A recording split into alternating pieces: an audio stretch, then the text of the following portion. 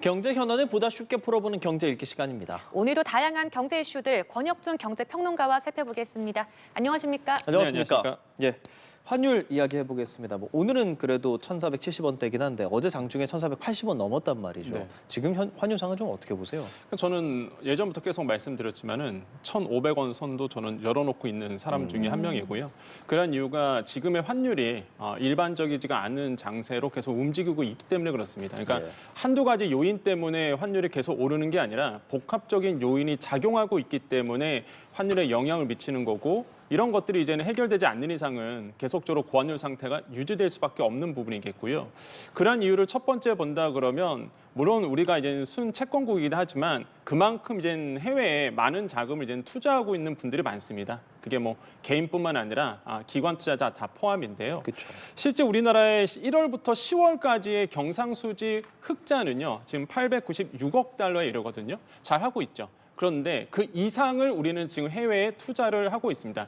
1월부터 10월까지의 우리나라가 해외 증권 투자가 얼마냐 그러면 1,171억 달러예요.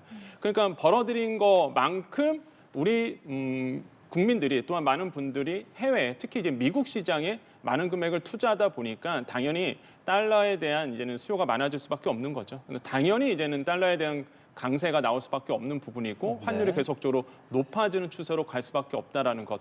이러한 이유가 계속적으로 유지가 되고 있는 것이고 또 하나의 이유는요. 일단 내고 물량, 누누이 강조드리지만 지금 관세 이슈로 인해서 연간 200억 달러에 대한 투자를 미국에 계속 해야 됩니다. 그러면 기업 입장에서는 달러를 가지고 있는 게 더 좋겠죠. 굳이 달러 있는 거를 해외에 벌어서 원화로 바꿨다가 다시 달러 바꾸는 거는 손해일 거예요. 그러다 보니 미래를 대비하기 위한 이런 달러에 대한 수익 부분에 대해서요. 이제 한국 시장에서 풀지 않는 부분. 그러니까 내고 물량이 나오지 않다 보니까 당연히 지금 우리나라의 환율이 계속적으로 이제 높아지는 추세로 가요. 이외에도 여러 가지 이제는 미시적인 이유들도 있겠지만은 주요 이유가 이렇게 나오기 때문에 뭐 환율이 지금 상황으로는 떨어질 이유는 전혀 없어 보인다라고 이제 볼 수가 있습니다. 그럼 연내 1,500원 돌파할 가능성도 있다고 보십니까? 저는 개인적으로는 이제 열어놓고 있는 상황이에요. 물론 연내는 아니지만 연초 내년도 초반까지 이제 열어놓고 있다 이렇게 볼 수가 있겠고 지금 1,480원대 장중 오르고 1,470원대 계속 움직이다 보니까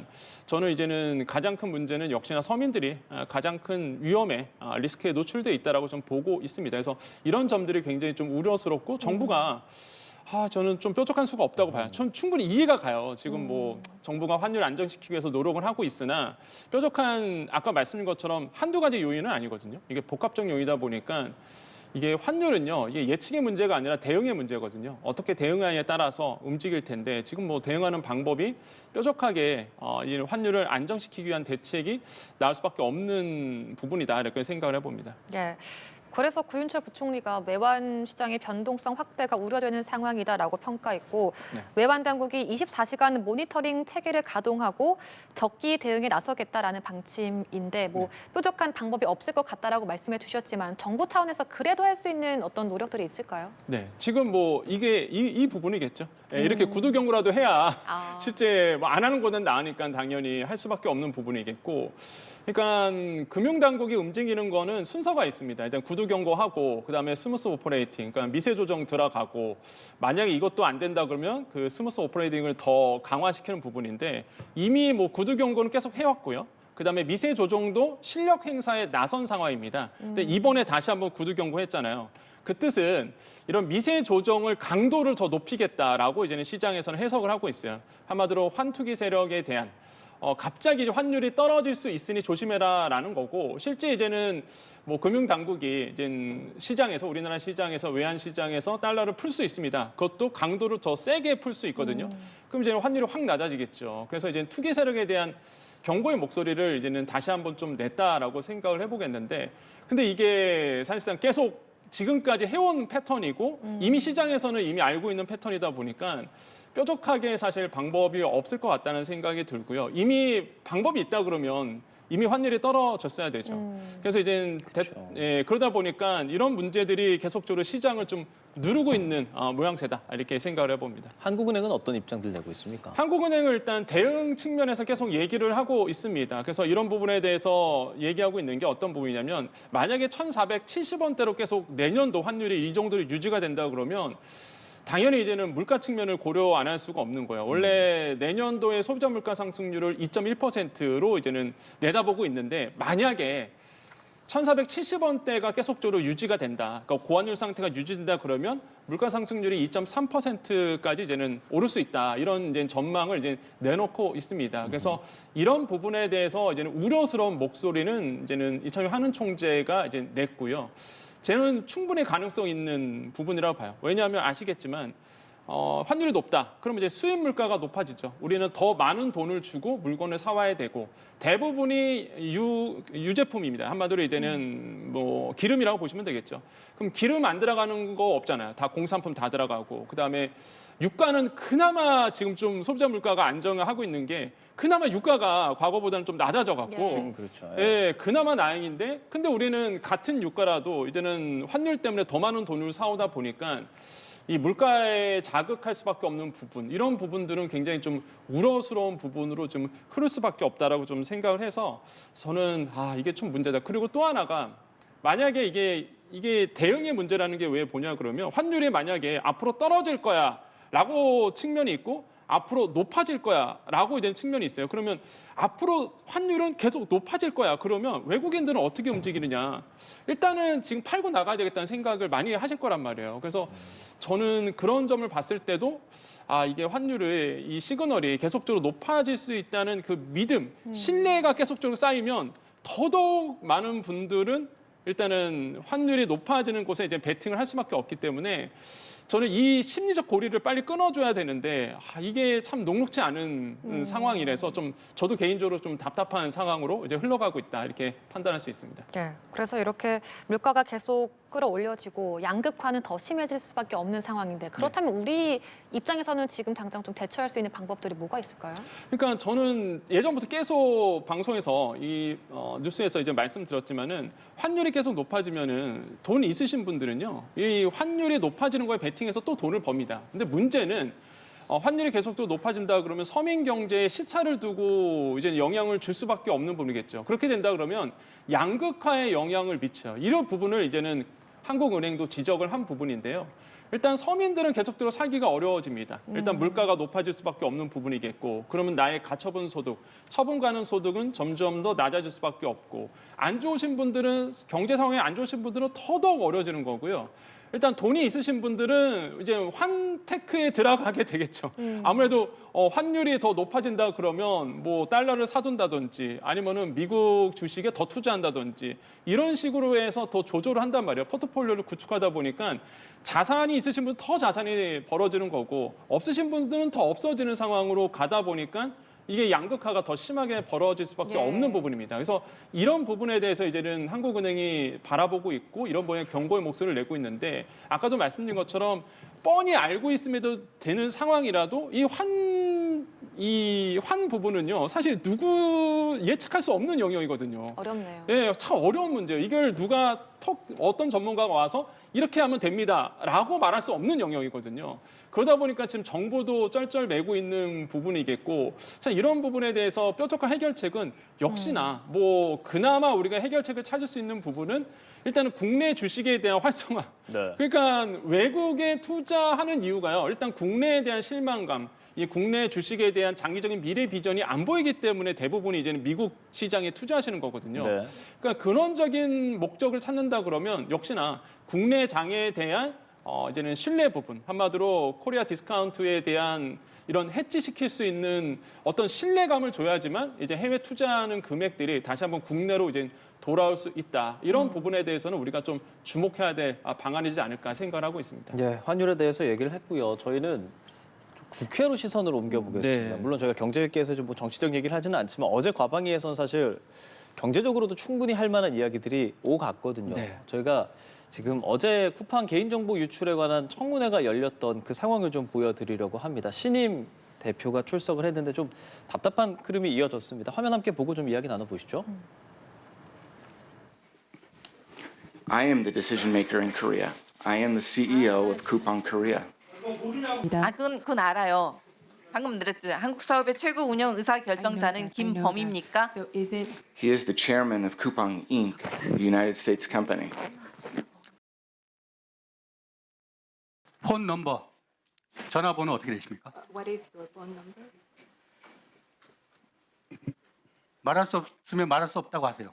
If you can. Yes, I believe that's private information that we don't share.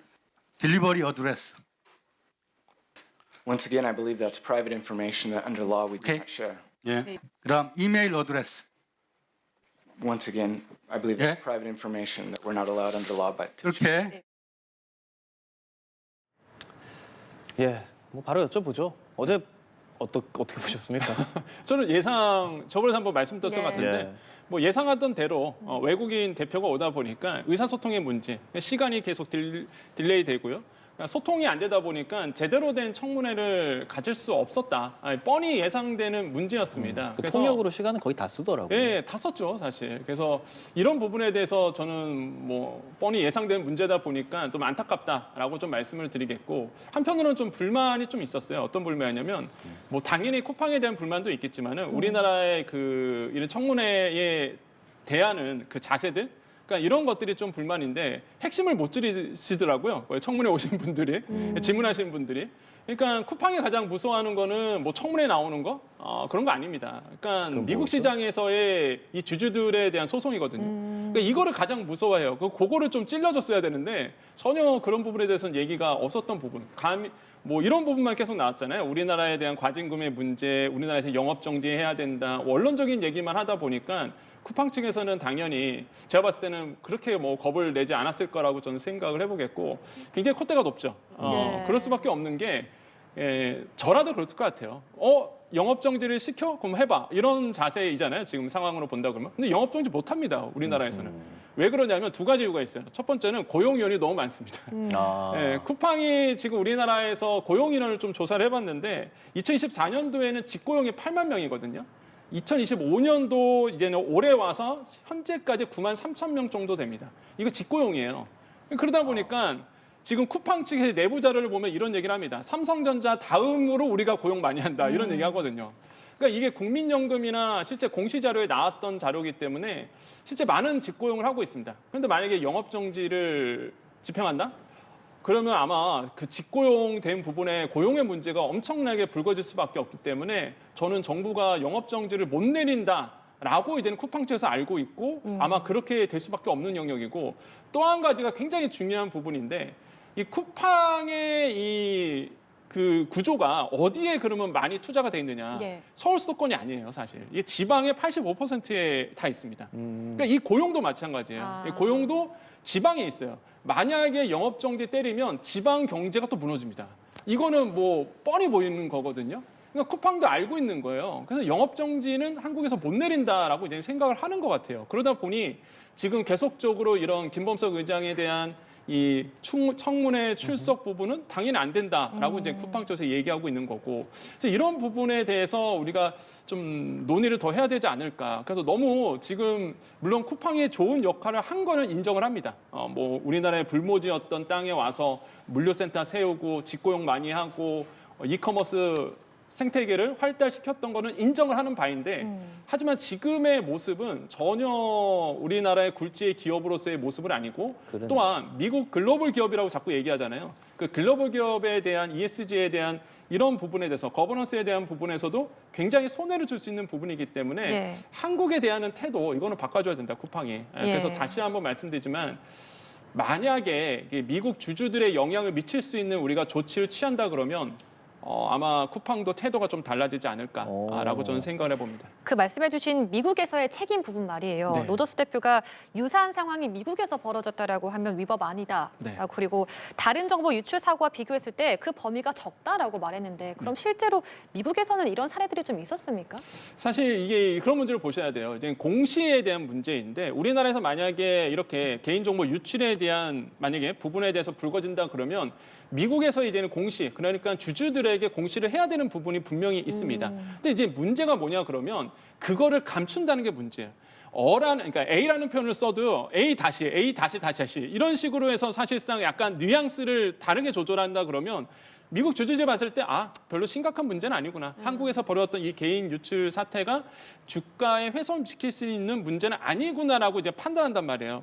그럼 어떻게 해야 되느냐? 우리나라 입장에서는요, 이 부분에 대해서 영어로 정확하게 번역을 해갖고 대외적인 홍보를 해야 됩니다. 그러니까 미국 시장에서 계속적으로 이 문제가 굉장히 심각한 문제고, 쿠팡이 한국 법인에서의 매출에 크나큰 영향을 미칠 수 있다는 거는 이거를 미국 주주들에게 이제는 영어로 정확하게 번역해서 홍보하는 역할을 해야 돼요. 그러면 주주들이 움직인단 말이에요. 그럼 주주들이 움직이면은 이제는 김범석 의장에 대한 책임론이 불거질 거고, 가장 싫어하는 쿠팡에서 가장 정말로 싫어하는 연출이 될 수가 있습니다. 그래서 저는 이런 부분을 좀 건드려줘야 된다. 그래서 이게 심각한 부분이라는 거를 계속적으로 어필을 해줘야 되는 부분이 있어요. 미국 시장에서. 그래서 저는 이런 부분이 이제는 정부가 해야 될 부분이고 쿠팡에 가장 겁내는 상황이라고 볼 수가 있겠고요. 아무리 뭐 우리나라가 영업 정지한다, 뭐 한다, 뭐 제재한다, 과징금 3%에서 10%로 뭐 늘린다. 이거는요, 사실상 그렇게 쿠팡에서 겁내지 않은 부분이다 보니까 어차피 10% 과징금 올린다 하더라도 소급 적용이 안 되잖아요. 그러니까요. 쿠팡한테 적용이 안 돼요, 이거는. 최대 3%거든요. 그러니까 이런 부분도 봤을 때 쿠팡이 이렇게 콧대가 높아지는 이유이기 때문에 이런 핵심적인 부분을 좀 찔러줘야 된다. 이렇게 생각을 해봅니다. 사실 김범석 의장도 뭐 당연히 그럴 줄 알았지만 불출석했고 그럼요. 예. 이 기사들 제가 댓글들을 좀 보니까 반응이 진짜 쿠팡 지워야겠다. 쿠팡 이 정도인지 몰랐다 이런 부정적 여론도 많아요. 네. 이게 다소 좀 그렇지만 쿠팡에게 어떤 조언 같은 걸 좀 해주신다면 어떻게 하면 좀 쿠팡에 대한 여론을 좀 좋게 바꿔낼 수 있을까요? 그러니까 쿠팡 입장에서 본다 그러면 예. 빨리 우리나라의 통신사 기업들은 바로바로 보상금 체계라든지 사후 대책에 대해서 발표를 했었거든요. 거의 다 보면 10일 이내에 얘기를 했었습니다. 근데 쿠팡은 지금 거의 한 달 다 돼 가잖아요. 이런 부분에서도 보상 체계에 대해서 얘기를 하지 않고 있고, 무엇보다 미국 대표가 와서 본인한테 책임을 져라, 본인이 책임자다라고 얘기하면서 김범석 의장 실세에 대한 어떤 책임론을 회피하는 부분이 있거든요. 이런 부분에 대해서 인정을 깔끔하게 하고 보상 체계에 대한 확실한 비전을 보여주는 것만이 다시 한번 이제 국민들의 신뢰를 얻을 수 있는 전 방안이라고 저는 생각을 해봅니다. 알겠습니다. 또 주제를 바꿔보겠습니다. 이제 이맘때면 직장인들의 좀 가슴을 설레게 하는 부분이 13월의 월급이라고 불립니다. 네. 연말정산이 남아있는데 네. 사실 연말정산이 어려운 부분이기도 합니다. 어떻게 하면 조금이라도 더 받을 수 있는지, 그리고 연말정산할 때 주의할 점은 없는지 좀 짚어주시죠. 가장 중요한 건 인적 공제예요. 지금 현 맞아요. 정부가요. 지금 계속 금융당국이 강조하고 있는 게 인적 공제를 잘 체크해라. 맞아요. 근데 인적 공제는 연소득 100만 원 넘어가면 인적 공제 못 합니다. 일단 인적 공제 못 들어와요. 여기서 이제 연 100만 원이고요. 그다음에 근로소득만 있으면 500만 원입니다. 근데 여기서 이제 주의할 점이 뭐냐 그러면 우리가 연 100만 원이라 그러면 뭐 연소득 100만 원이라 그러면 예를 들어서 인적 공제 받는다고 그러면 우리 부모님이 가장 많잖아요. 예. 부모님을 이제는 같이 인적 공제를 넣는단 말이에요. 그럼 연 100만 원? 연 100만 원 소득? 그러면 그게 거의 국민연금도 들어가요. 그래요? 예, 연금도 들어가요. 그러면 연금이 100만 원 넘어가시는 분도 많단 말이에요. 그럼 여기서부터 이제 오해가 생깁니다. 우리 부모님 연금 100만 원 넘어가는데 그러면 인적 공제 안 되나? 근데 여기서 말한 소득은요, 소득 공제 후의 소득이에요. 한마디로 연금 소득 공제한 후의 금액입니다. 100만 원. 그러면 금액을 따져보면은 516만 원 정도가 돼요. 그래서 516만 원이 국민연금 부모님이 넘어간다 그러면 인적 공제 탈락할 가능성이 굉장히 크고, 만약 그 이하다 그러면 무조건 인적 공제 늦어서 기본 공제 150만 원, 소득 공제 받으시는 게 굉장히 중요하겠다라고 말씀을 드리겠고, 그리고 이제 소득 공제를 우리가 받는다, 연말 정산한다 그러면 두 가지를 꼭 기억하셔야 됩니다. 일단 소득 공제가 있고 세액 공제가 있어요. 그래서 네. 내가 소득이 높다 그러면 무조건 소득 공제 부분을 잘 챙겨주셔야 됩니다. 왜? 과표가 내려가기 때문에 훨씬 더 유리해요. 그래서 소득이 높으신 분들은 소득 공제를 꼼꼼하게 챙기시고, 나는 소득이 그렇게 높지 않아. 그러면 세액 공제. 산출세액에서 이게 마이너스를 쳐주는 게 세액 공제거든요. 그렇기 때문에 내가 기본적으로 챙겨야 되고 꼼꼼하게 보호되는 거는 세액공제 부분이다. 세액공제 부분에서 가장 중요한 게 바로 자녀세액공제입니다. 자녀세액공제는 아까 말씀드렸죠. 산출세액에서 마이너스를 쳐주거든요. 그래서 이제는 내가 내야 될 이 세금에 대해서 직접적으로 빼주는 효과가 있습니다. 그러면 자녀세액공제가 이번에 올랐잖아요. 그렇죠. 네, 그래서 굉장히 희소식인데 한 명 같은 경우가 원래 15만 원이었습니다. 이게 이제 25만 원으로 올랐고요. 2명 같은 경우가 35만 원에서 55만 원, 예. 그다음에 3명이 65만 원에서 95만 원이 됐기 때문에 이 자녀세액공제는 꼭 꼼꼼하게 이제 챙겨 주셔야 되겠다. 큰 효과를 발휘할 수 있고, 그다음에 무주택 세대주에 대한 배우자, 여기에도 이제는 40% 청약저축에 대해서 40% 소득공제를 받는데 조건이 있습니다. 조건은 당연히 7천만 원 이하의 연봉이어야 되고 연 300만 원 한도 내에서 받을 수 있다라는 거죠. 그래서 자녀 양육 지원에서 아까 말씀드렸죠. 자녀 세액공제 10만 원 향상됐다는 부분, 육아 위해서 퇴직 후 재취업 남성. 이게 뭐냐면 나는 육아를 위해서 퇴직을 했어요. 그런 다음에 다시 재취업했습니다. 3년간 소득세 70% 감면받을 수 있고요. 중산층 혜택 확대가 됐습니다. 아까 말씀드렸던 무주택 세대주 배우자에 대한 청약저축 40% 소득공제, 그다음에 수영장, 헬스장 사용료 소득공제 가능하고요. 기부문화 장려 포인트에서 이런 고향사랑 기부금 기본 한도도 2천만 원으로 이제 상향이 됐습니다. 이런 것도 여러분 특별하게 아셔야 되는 세액공제 부분이다라고 말씀드릴 수 있습니다. 이렇게 친절하게 설명을 해주시지만 사실 막상 홈택스 켜면 막막하거든요. 네.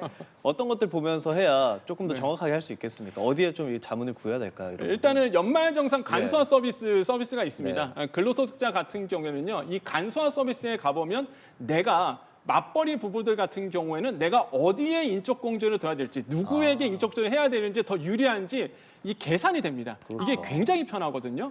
그래서 홈택스에 들어가서, 모바일은 손택스죠. 손택스 들어가셔서 일단은 그 연말정산 간소화 서비스 이런 것들을 활용하시면서 이렇게 포트폴리오를 한번 조합해 보는 거, 이런 것도 굉장히 중요할 것 같다, 이렇게 말씀드릴 수 있습니다. 알겠습니다. 오늘 유용한 경제 소식들 권혁준 경제평론가와 함께했습니다. 오늘 말씀 고맙습니다. 고맙습니다. 네, 감사합니다. 네.